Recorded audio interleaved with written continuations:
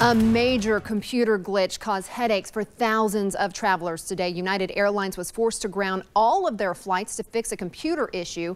Problems started earlier this morning, and we tracked the delays all day with our FlightAware's Misery Map. Flights were grounded for 2 hours. Take a look at this at the height. You can see the Misery Map shows in green. Those are the good flights. The red is the delayed flights. We've got from San Francisco to Denver, Dallas, and Houston that had the most delays. United blamed the incident on a network connectivity issue. Even a 90-minute to 2-hour delay today is going to cost United Airlines a significant amount of money. Government officials say there's no indication the incident is connected to cyber terrorism. United says about 3,500 flights were impacted by its computer problems, and delays are expected to last into the evening.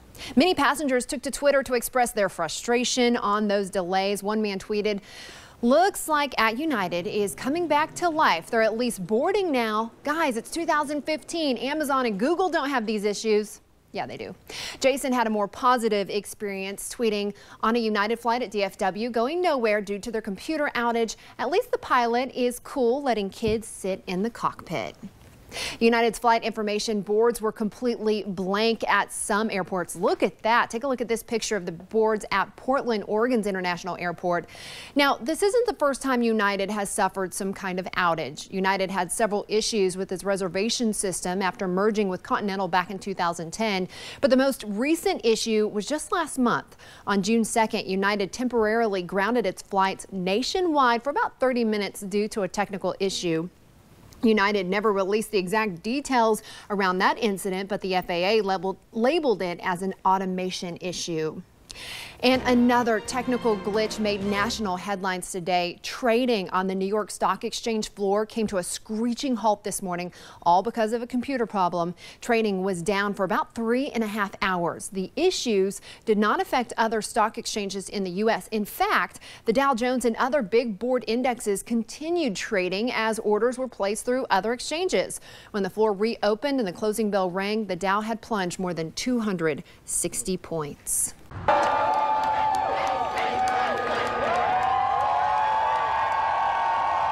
This ruling is a victory for America. The decision same-sex couples on the South Plains have been waiting for is in. The movement's been 40 years in the making. The U.S. Supreme Court rules that same-sex couples have the right to get married in every state. And sometimes there are days like this, when that slow, steady effort is rewarded with justice that arrives like a thunderbolt. It's a major shift in the law. So does it mean the fight is over? In a close 5-4 ruling today, the U.S. Supreme Court declared the right to marry applies to every American and legalized gay marriage in all 50 states. Steve Handelsman has the very latest from Supreme Court. Steve? Shaylee, thanks. Good evening. Not all of the affected states are rushing today to perform same-sex marriages. But at the U.S. Supreme Court, Steve Handelsman, KCBD News Channel 11. Shaylee, back to you. Thanks, Steve. As you know, the ruling came in a 5-4 vote. Here's the breakdown of that vote. In this case, Justice Anthony Kennedy was in the majority, along with Justices Ginsburg, Breyer, Sotomayor, and Kagan. Chief Justice John Roberts led the dissent. He was joined by Justices Scalia, Thomas, and Alito. Moments after the Supreme Court's ruling, the White House updated its profile picture on Twitter and Facebook to reflect the legalization of same-sex marriage in all 50 states. One man commented on the photo, "I like to consider myself somewhat patriotic, but after today's ruling by the Supreme Court, I feel so American right now, like full-on 100% American." Even companies are showing support. American Airlines also changed its profile picture on Twitter. They posted, "We're on board. Diversity strengthens us all. And today we celebrate marriage equality and the landmark SCOTUS decision."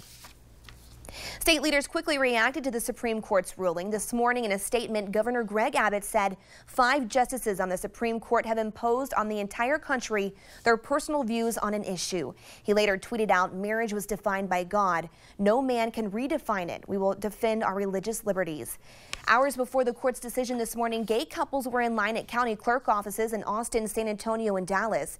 Some offices are planning to extend its hours to accommodate the larger number of couples walking in. Other Other counties are holding off until they get guidance from the state, which fought to preserve a 2005 constitutional ban on gay marriage. Back here at home, so far only one same-sex couple has made their way to the Lubbock County Courthouse today. That's where we find KCBD News Channel 11's Gloria De Leon live. Gloria? Shaylee, today at the Lubbock County Clerk's office, only one same-sex couple came in to apply for a marriage license, and coming up at 6, we'll speak with two individuals who say they are still hopeful. Shaylee. Okay, thanks so much, Gloria. Tonight in Lubbock, supporters of marriage equality are gathering to celebrate the Supreme Court's decision. The gathering is at St. John's United Methodist Church on University. The event starts at 7 o'clock. The Lubbock County Republican Party has scheduled an impromptu prayer meeting tonight. It begins at 6:30 at Southcrest Baptist Church on the South Loop and Memphis. Both events are open to the public. Many of you might be wondering what's next. Well, currently 36 states permit same-sex couples to marry, while 14 states in the South and Midwest have bans that must now be lifted. The ruling will not take effect immediately because the court gives the losing side 3 weeks to ask for reconsideration. And you can join the conversation on the ruling on our KCBD Facebook page and website. Right now we have a poll online. We want to know if you agree or disagree with the Supreme Court's ruling on same-sex marriage. We turn now to the weather. If you have plans tonight, take your umbrella with you. Might see some storms this evening, and John says a few storms could bring heavy rains to the South Plains. So what does that look like as far as a timeline for tonight's showers, John? Well, Shayla, we've got a few in the area right now. This recall all started last month at the Bluebell plant down here in Brenham, Texas. Of course, that's near Houston. Products made at this plant were linked to 3 deaths at a hospital in Kansas. And just a few days later, more products with Listeria were then tracked back to Bluebell's facility right here in Broken Arrow, Oklahoma. Now, this latest recall applies to all products produced in the company's 3rd plant that's over here in Alabama. Now, many of you may be wondering, what is Listeria and what are the symptoms? The CDC says Listeria is a type of bacteria that infects humans and other warm-blooded animals through contaminated food. Listeriosis is the illness caused by the bacteria. The bacteria comes from unpasteurized dairy products, raw vegetables, and raw meat. But unlike other types of bacteria, Listeria can still grow in cold temperatures. The CDC says the most common symptoms of listeriosis are muscle aches, high fever, and symptoms associated with the flu. Now, late last night, Bluebell's CEO and president released a statement. In it, he outlined additional safety procedures and product testing. To read his full statement, we have a link online at kcbd.com and on the KCBD Facebook page. And all day you've been posting your reaction to this latest recall. Carol Allen posted, "I miss my Bluebell, but I know they will make it safe again." And Sue Sickler said, "Great courage. Thank you. Can't wait for your products to come back in the market." Of course, we'll keep track of this outbreak and any other developments on air and online and pass those on to you when they come in. Now, the South Plains First News in high definition. This is KCBD News Channel 11 at 5.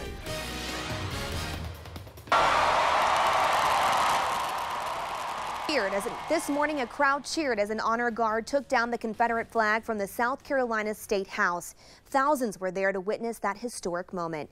Good afternoon and thank you for joining us. I'm Shaylee Sanders. The flag was given military honors as it was retired from the flagpole. The flag was then taken by an armored SUV to the Confederate Relic Room and Military Museum. History of the Confederate flag at the South Carolina State Capitol spanned more than 50 years. Back in 1962, the Confederate flag was placed on the State House grounds at the top of the dome. Some called it a sign of heritage, while others called it a symbol of hate. Then in 2000, the flag was moved from the dome to a pole next to the Confederate monument as a compromise among legislators. And in 2008, a bill was introduced in a House committee to prohibit the placement of any Confederate flag on the grounds of the South Carolina Capitol. The murders of 9 people at a black church in Charleston last month reignited the debate over the flag. Friends of suspected shooter Dylan Roof said he wanted to start a race war. Pictures circulated of him holding the Confederate flag. He's accused of killing 9 people at Emmanuel AME Church during a Bible study, including the church's pastor. The interim pastor of the church was in Columbia this morning to see the flag lowered. It means that now we can turn the page and write a new chapter for the state of South Carolina, not just for some of us, but for all of us together as one people moving forward in faith. So that I'm very grateful for. The families of the 9 victims were on hand yesterday when Governor Nikki Haley signed the bill ordering the flag's removal. And President Obama took to Twitter just after the flag was taken down. He said South Carolina taking down the Confederate flag a signal of goodwill and healing and a meaningful step towards a better future. After pounding the Texas coast right now, Tropical Storm Bill is hammering central Texas with winds reaching up to 60 miles an hour and heavy rain.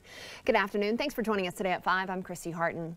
We'll have more on Tropical Storm Bill in just a moment, but first, flash flooding is causing problems for some people in the Wolfforth area today. At one point, the water there was knee deep. KCBD News Channel 11's Patricia Villasin is live in Wolfforth and joins us with the very latest. Patricia, what do you see out there now? Coming up later at 6. Christy, back to you. Okay, thanks so much, Patricia. Flooding is also a major concern with Tropical Storm Bill. Take a look right here. Flash floods, watches and warnings are in effect from Corpus Christi all the way up to St. Louis, Missouri. In Austin and Houston, thousands are still cleaning up after historic flooding there just 3 weeks ago. 6 to 8 inches of rain is expected across that area this week, and some areas could see a foot or more. Across Houston, the ground is still soaked, and creeks, ponds, and bayous are still full. Everything flooded because I live in this area. So I'm just not ready for it, but I want to be more prepared for it this time. Emergency managers warn that Tropical Storm Bill could mean another rough week for people in central Texas. And today we're getting a different look at Tropical Storm Bill. Look at this. This is from the International Space Station. Astronaut Scott Kelly posted this picture on Twitter saying Tropical Storm Bill from at Space Station, concerned for all in its path, including family, friends, and colleagues. Wow. Of course, the First Alert Forecast team is tracking every move Tropical Storm Bill makes as well. Kerry joins us now. He's in today for John with more on the storm's path. Hey there, Kerry. Well, Christy, right now. Okay, thanks so much, Kerry. Tropical Storm Bill comes after Texas's wettest month on record. Texas picked up a statewide average of 8.8 inches of rain in May, crushing the previous record set back in June of 2004. That's when an average of 6.6 inches of rain fell. Many cities set a record for wettest May or month, including Dallas, Wichita Falls, and Corpus Christi. Here in Lubbock, it was our second wettest May on record. The central Texas town of Wimberley is still recovering after devastating floods caused by last month's rainfall. And as Tropical Storm Bill continues to barrel up central Texas, you can track the storm on your own with our KCBD weather app. To download, search KCBD in your app store. And you can always get the forecast on Twitter. To see weather tweets, follow at KCBD First Alert. Plus, the entire First Alert Forecast team posts weather updates on the KCBD News Channel 11 Facebook as well, and they all have individual Facebook pages. Just be sure to like them all.